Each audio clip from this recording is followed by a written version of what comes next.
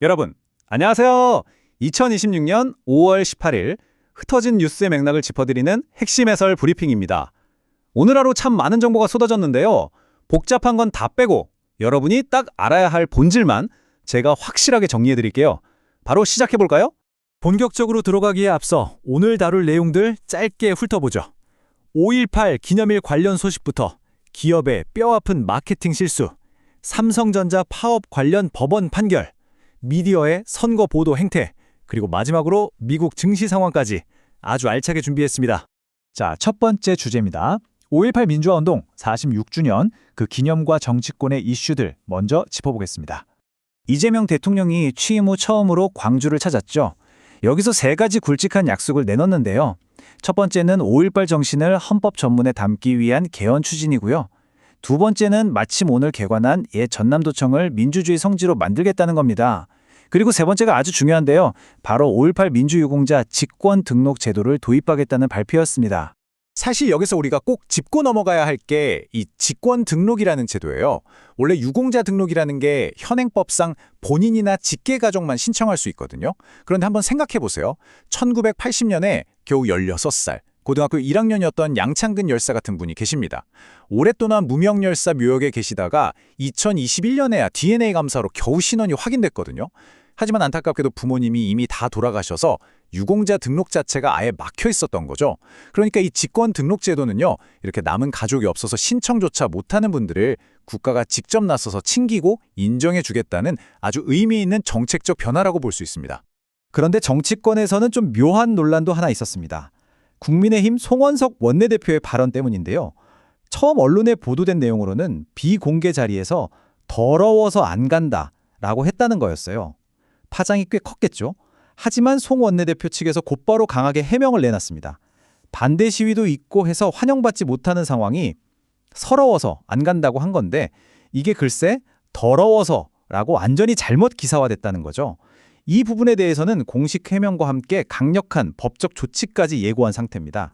자, 분위기를 살짝 바꿔서 이번에는 거대 기업의 뼈아픈 실수 이야기로 넘어가 보겠습니다. 스타벅스의 마케팅 논란입니다. 하필이면 딱 5월 18일 같은 날 벌어진 일이라 더 논란이 컸는데요. 타임라인을 한번 쭉 따라가 보죠. 스타벅스 코리아가 당일 앱에서 탱크데이라는 텀블러 행사를 딱 띄웠습니다. 그런데 공개되자마자 대중들의 엄청난 반발이 터져 나왔거든요. 논란 사측이 부랴부랴 이름을 탱크 텀블러 데이로 바꿨지만 이미 늦었죠. 결국 행사 전면 취소에 공식 사과문 발표까지 이 모든 게 눈 깜짝할 사이에 벌어졌습니다. 그럼 사람들이 왜 그렇게 분노했을까요? 홍보 문구를 보면 고개가 끄덕여지실 겁니다. 다른 날도 아니고 5.18에 탱크라는 단어를 썼잖아요. 이건 누구라도 신군부의 무력 진압을 곧바로 떠올릴 수밖에 없거든요. 게다가 진짜 문제는 그 다음이었어요. 홍보 문구에 책상에 탁이라는 표현이 들어간 겁니다. 다들 아시겠지만 이건 1987년 박종철 열사 고문치사 사건 때 경찰이 변명이라고 내놨던 그 악명 높은 탁친이 억하고 죽었다를 바로 연상시키잖아요. 스타벅스 측은 그냥 텀블러 용량이 커서 붙인 이름일 뿐 전혀 다른 의도는 없었다고 해명하긴 했지만요.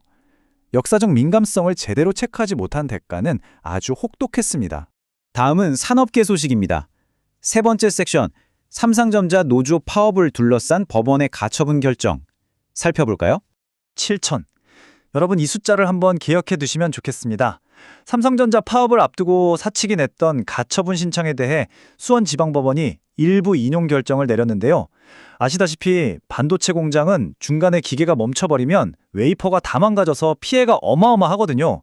그래서 법원도 이 점을 인정해서 전체 반도체 부문 인력의 한 9% 정도 되는 약 7천 명의 필수 인력은 파업 중에도 평소처럼 일을 해야 한다고 딱 선을 그어준 겁니다.